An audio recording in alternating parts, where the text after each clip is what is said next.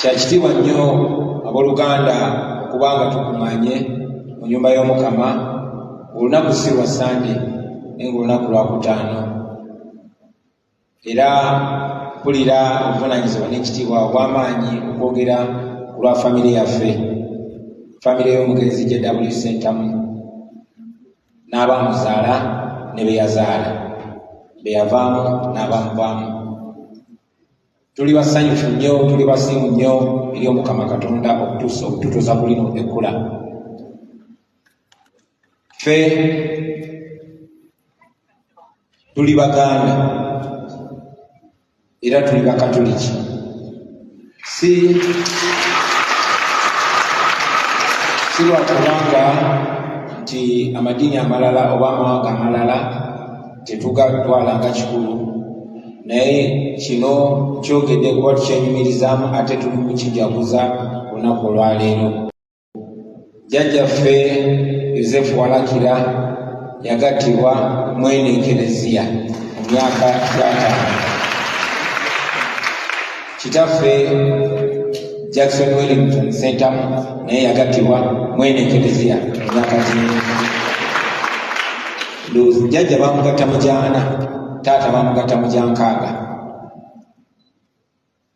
nange kennyini nagattibwa mwene. Kya kitiibwa nnyo tune muganda wange, mukwano gwange Nyanzi naye agattiddwa wano, era tulina essuubi nti n'abaana baffe n'abazzukulu nabo bajja kugattibwa wano. Ekyo nno tukyebaliza Omukama kubanga twagadde nnyo era tufube nnyo okukuuma ennono zaffe ng'eggwanga n'ennono y'Ekereziya.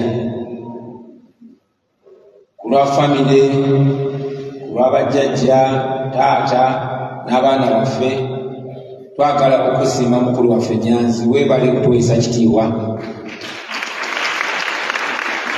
weebale kwagala Ekereziya. Omukama akuwadde byonna omuntu by'ayinza okwagala mu nsi, akuwadde obugagga, akuwadde ezzadde. Wandibadde okuwabula nti n'ogamba kati ate kyayagala ki, naye otwala obudde ne weewaayo n'ojja mu maaso ga Katonda n'otukuza obufumbo, ekyo no kya kitiibwa. Ate Abakatoliki tebibeera simpo nnyo ng'ebyabalala.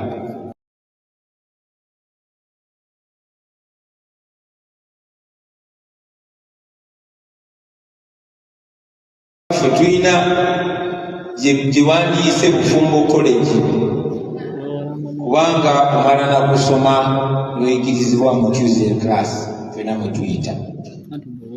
So okuba omwetowaze n'oyitamu eyo process yonna otuweesiza nnyo ekitiibwa, oweesiza nnyo Ekereziya ekitiibwa, naye n'okusingira ddala otuwadde kye tuyita moral authority okukiraga abaana baffe, kuba abaana kyebakola kyobagambye bakola kyebalabye. Tuna essuubi titujja kuba ne confidence okubiriza abaana baffe okutambulira mu nnono y'Ekereziya ne mu kitiibwa ky'ensi, okuwasaŋŋana mu kitiibwa ne mu butongole. Ssebo weebale nnyo, weebalire ddala.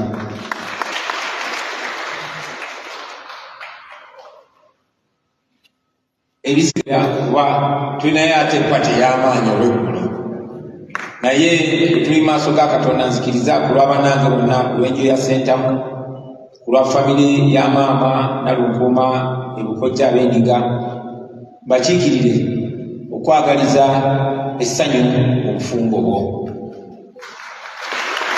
okwagaliza emikisa, okwagaliza okuganja mu maaso ga Katonda ne mu maaso g'ensi. Osinkane okwagala, osinkane omukwano, osinkane ekisa. Tukusabira okufuna okuganja maaso g'abantu, naddala maaso g'abalonzi.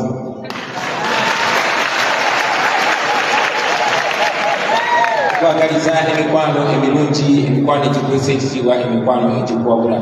Tukwenyumirizaamu nnyo muganda wange, tukwagala nnyo, tukwagaliza buli kirungi ekiri mu nsi, naye okusingira ddala tukwagaliza essanyu. Majo tukwaniriza nate, otwagadde nnyo, tukumye nnyo naye ate katandika butandisi.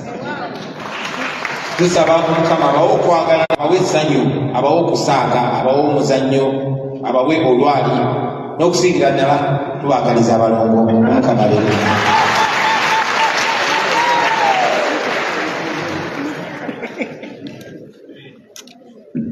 Webale nnyo, webalire ddala Oweekitiibwa Robert Kyagulanyi oyo yagatibwa wano ne munne Babi ate agambye ne bakadde b'eklezia eno yabyafaayo.